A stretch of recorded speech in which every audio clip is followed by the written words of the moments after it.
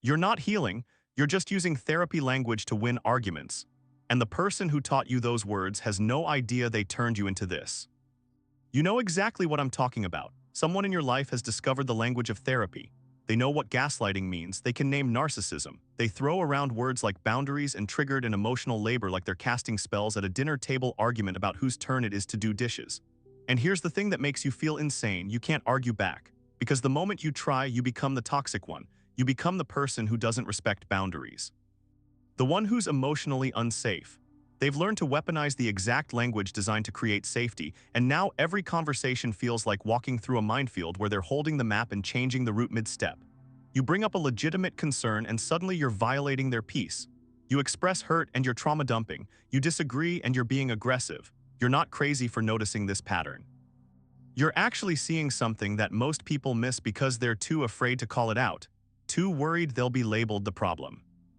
I watched this happen to someone I knew. My friend Sarah had been in therapy for 8 months, genuinely doing the work, facing hard truths about her childhood trauma and attachment patterns.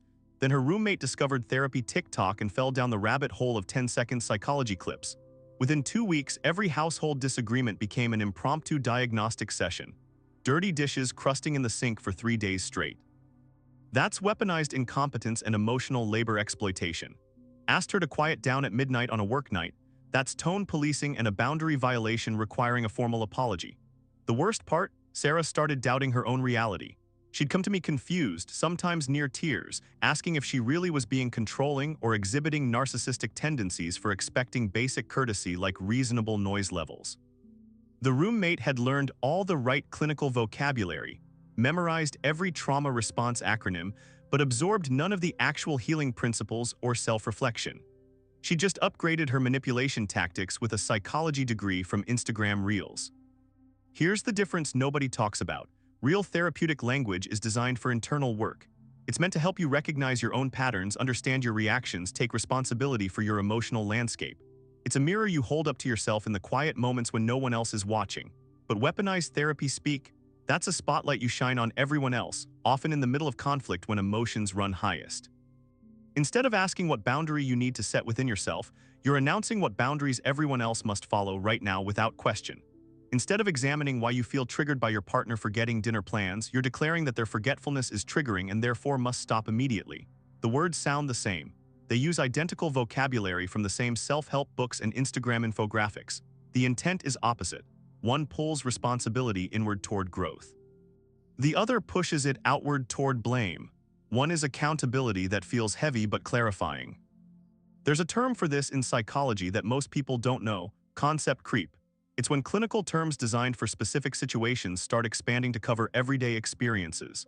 Trauma used to mean experiencing or witnessing actual threat to life or bodily integrity. Now it means anything that made you uncomfortable. Gaslighting used to describe a calculated pattern of reality distortion designed to make you doubt your sanity. Now it means someone disagreed with your memory of what happened at dinner last week. Narcissism used to be a clinical personality disorder with specific diagnostic criteria. Now it's anyone who upset you and didn't apologize the way you wanted. This isn't just semantics. When everything becomes clinical, nothing is. When every conflict is pathologized, we lose the ability to have normal human disagreements without diagnosing each other. We're not getting more psychologically sophisticated. We're getting more psychologically fragile, hiding behind medical language to avoid the discomfort of being wrong. Watch what happens when you try to have a genuine conversation with someone fluent in weaponized therapy speak.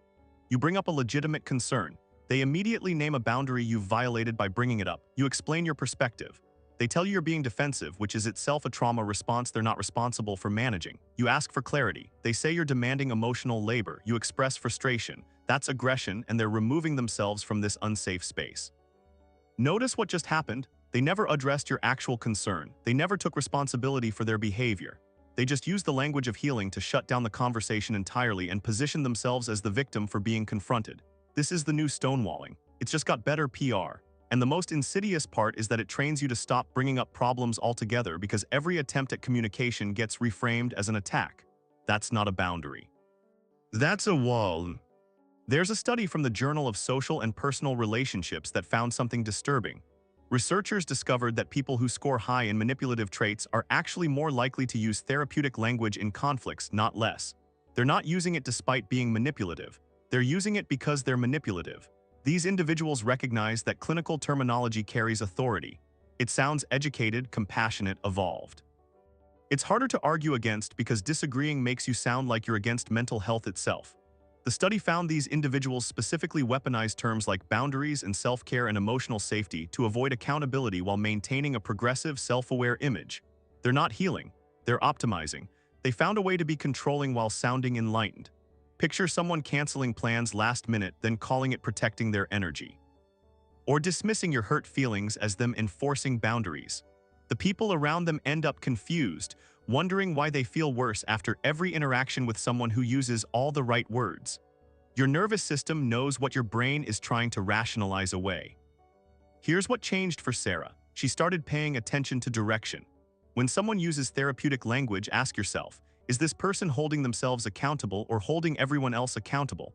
Are they examining their own behavior or diagnosing yours? Are they doing the work or just talking about the work? She noticed her roommate never once said, I need to work on my reaction to this, or I'm noticing a pattern in myself. It was always about what other people were doing wrong, framed in wellness language. Meanwhile, Sarah's actual therapist spent every session asking Sarah about Sarah's choices, reactions, patterns. The language sounded similar, but the direction was opposite.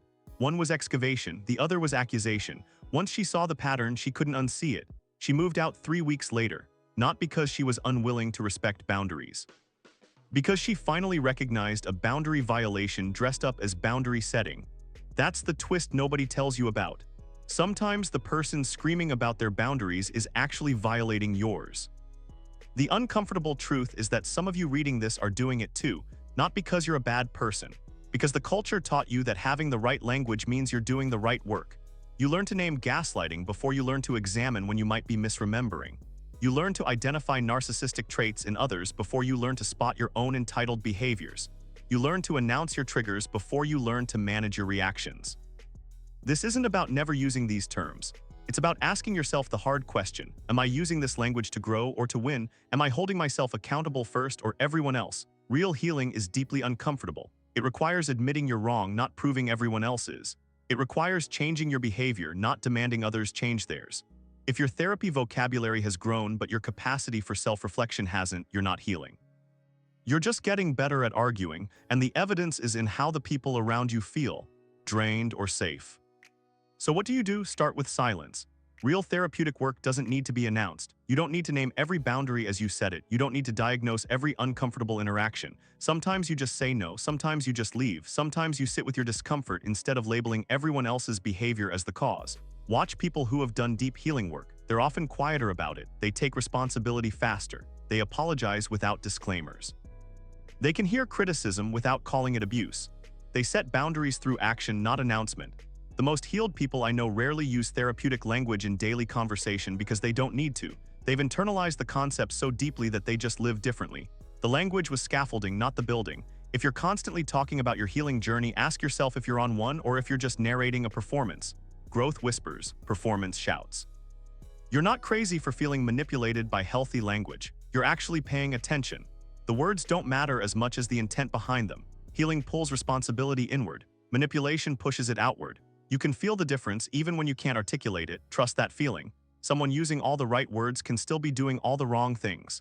And someone who's never heard of attachment theory can treat you with more genuine respect than someone who can recite it. The language is just language. The behavior is the truth. Stop letting people hide behind terminology. Start watching what they do when the words run out. That's where you'll find out who's actually healing and who's just upgraded their arsenal. But there's one more uncomfortable truth I haven't told you yet. In tomorrow's video, we'll explore why your need to fix everyone is actually the thing destroying your relationships. Subscribe so you don't miss it. If this video resonated with you, hit subscribe.